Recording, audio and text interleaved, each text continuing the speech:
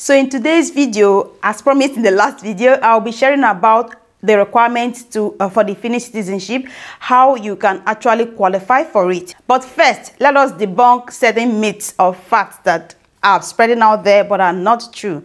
People think these things actually apply, but they don't. Let's get right into the video.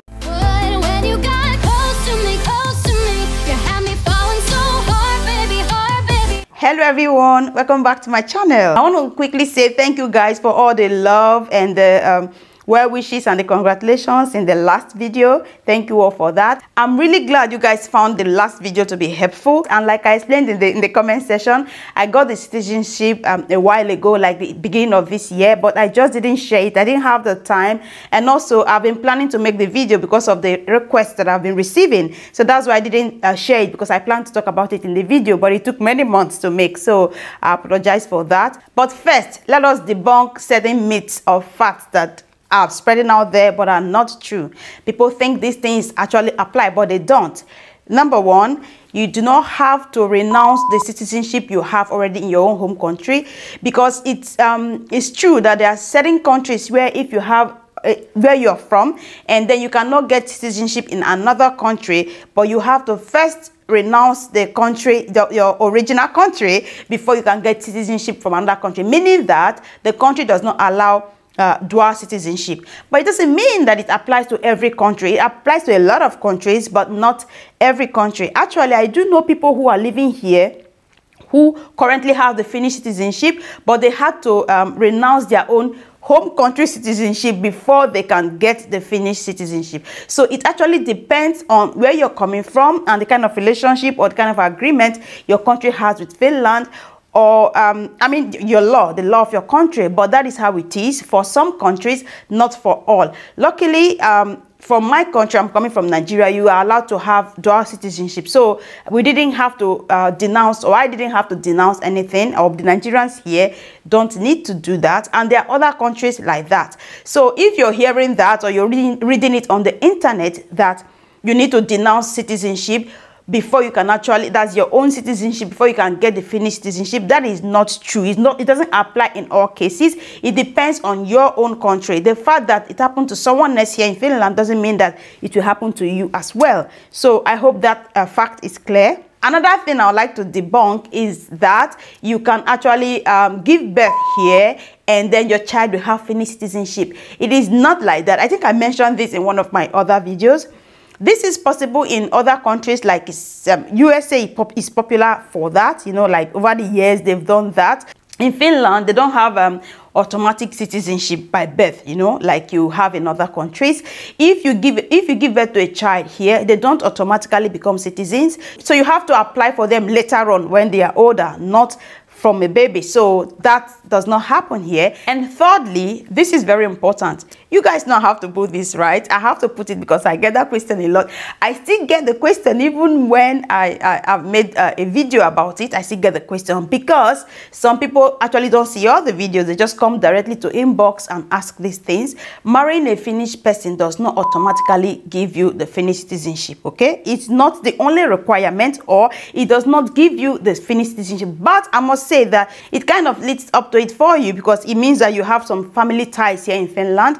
But there are other ways you can get family ties, and there are other ways you can get permanent residence, because one of the requirements is heavily about the permits that you have. So it's the kind of permit or the type of permit. They have type A and type B. So marrying a Finnish person actually gives you that permanent stay in Finland. So it can actually lead up to it, but it's not the only requirement. If you marry a Finnish person and then think that you will actually get the citizenship, you will find that you don't qualify, you may not qualify in the other things. So that alone is not enough to give you the citizenship. I just have to say this, and I say it all the time. I hope this can be debunked. It's not true.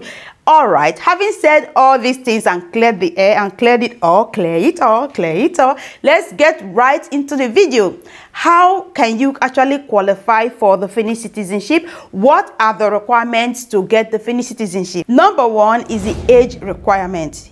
Okay, so you have to actually be an adult before you get it. The age requirement here in Finland is 18 years old. That means you're an adult. That's the adult age, 18 years old. So one of the requirements is that you have to be at least 18 years old then you can apply for the Finnish citizenship, or you qualify. Not that, because it's not the only thing. That's one of the requirements. So you have to establish your age, and how you can do that is by providing official documents that show your name, date of birth, maybe your passport, and information about you, you know, and then your family ties that you have. So these are the things that can show like a little bit information, or tell a little bit information about you, where you're from, you know, when you were born and all that. Number 2 is the length of time. How long have you lived in Finland?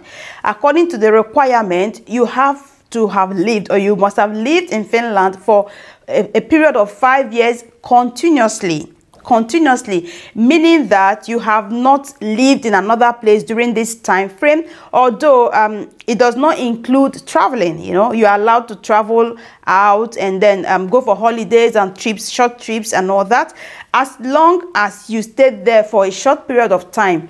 You did not stay for more than 3 weeks or a month, you know, like 3 weeks, 1 month, this period is okay. But if you stay too long, for many months in a place, and then it seems like you're living in that place, it kind of breaks the length of time you're living in Finland. So what this requirement specifically means is that you have to have been living in Finland consecutively or continuously for this period of time, and then you have not had any breaks between that.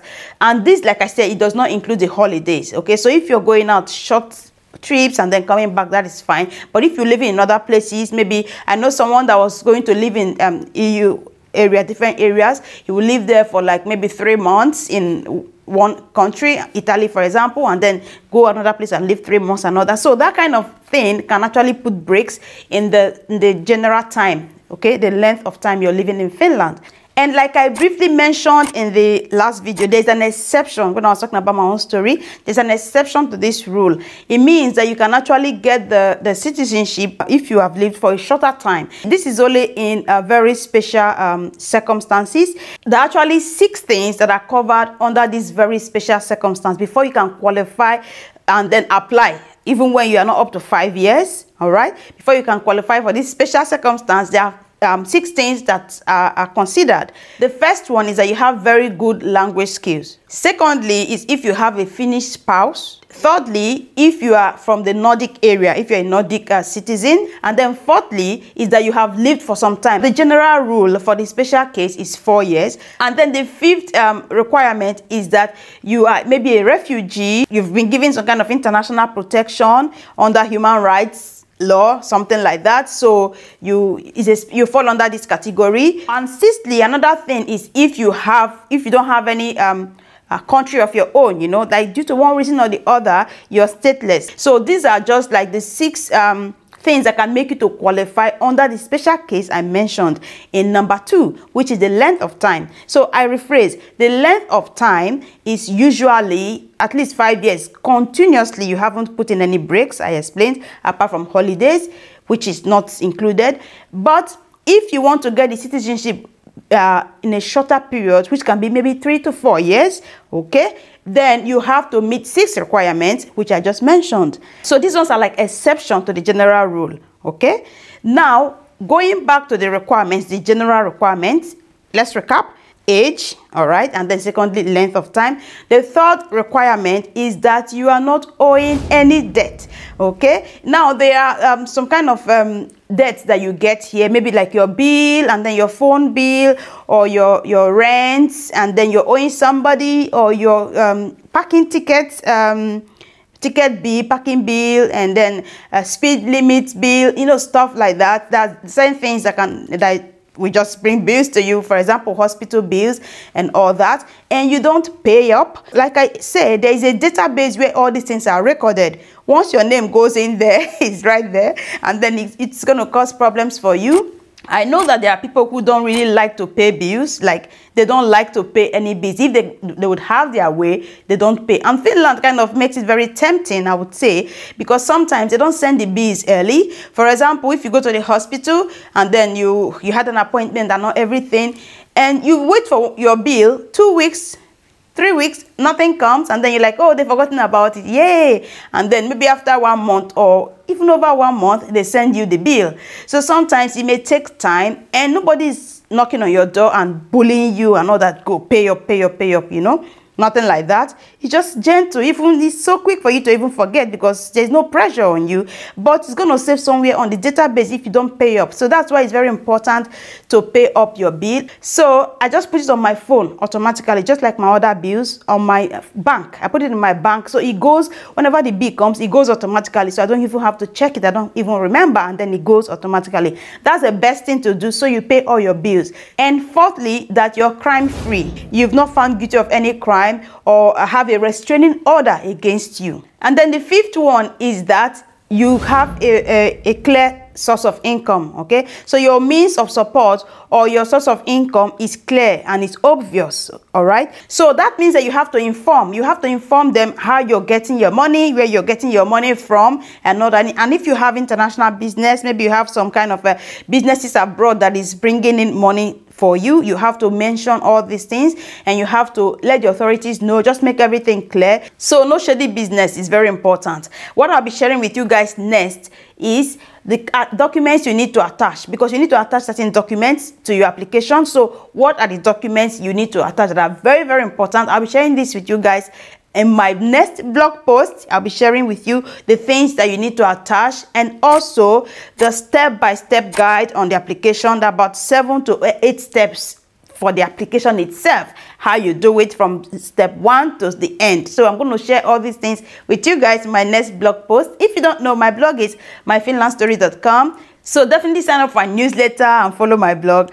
All right, guys, that is it. I hope you enjoyed this video. If you did, give it a thumb up. If there's anything that I didn't put that you'd like to know more, ask in the comment section. And if there's anything you'd like to add to what I said, put it definitely in the comment section. And I will see you next time. Bye. Okay.